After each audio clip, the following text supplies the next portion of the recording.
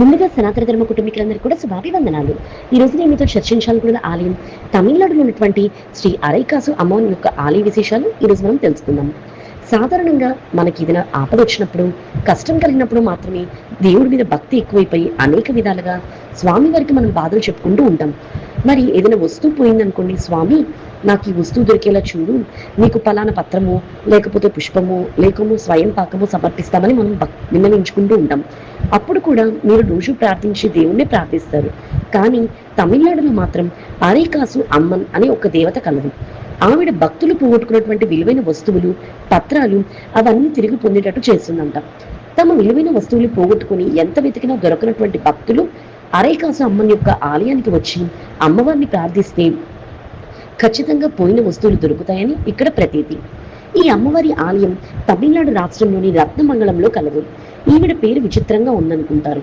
అరైకాసు అమ్మన్ అంటే సగం నాణం తల్లి. ఈవిడకు ఈ పేరు రావడానికి కూడా ఒక విచిత్రమైన కథ ప్రాచుర్యంలో కలదు. పుదుక్కోట దగ్గర గోకర్ణంలో ప్రగడంబాల్ అనే అమ్మవారు కొలువు తీరి పూజలు అందుకుంటూ ఉంది. ఒకసారి విజయనగరాన్ని పరిపాలిస్తున్నటువంటి రాజు తన ముఖ్యమైన పత్రాన్ని పోగొట్టుకున్నాడు. ఎంత వెతికినా కూడా అది కనిపించలేదు. ఆయన ప్రగడంబల్ అమ్మవారిని ప్రార్థిస్తాడు. ప్రార్థించిన వెంటనే కూడా ఆ పత్రం దొరికింది.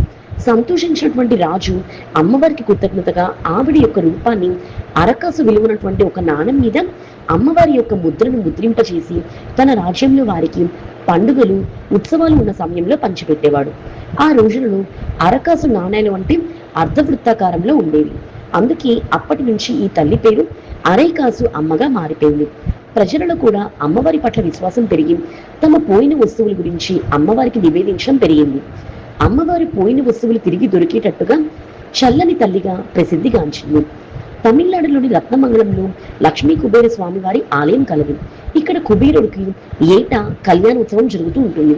ఒకసారి ఉత్సవం జరుగుతున్నటువంటి సమయంలో అత్యంత విలువైనటువంటి లక్ష్మీదేవి ఆభరణం కనిపించలేదు. ఎంత వెతికినా ఎన్ని ప్రయత్నాలు చేసినా కూడా లాభం లేకపోయింది.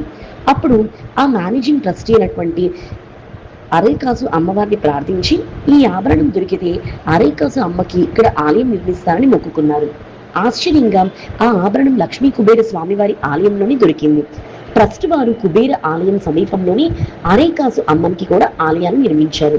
ప్రస్తుతం అరైకాసు అమ్మ పీఠం తమిళనాడులోని కాక ఇతర ప్రాంతాలను కూడా అత్యంత ప్రసిద్ధిగాంచింది.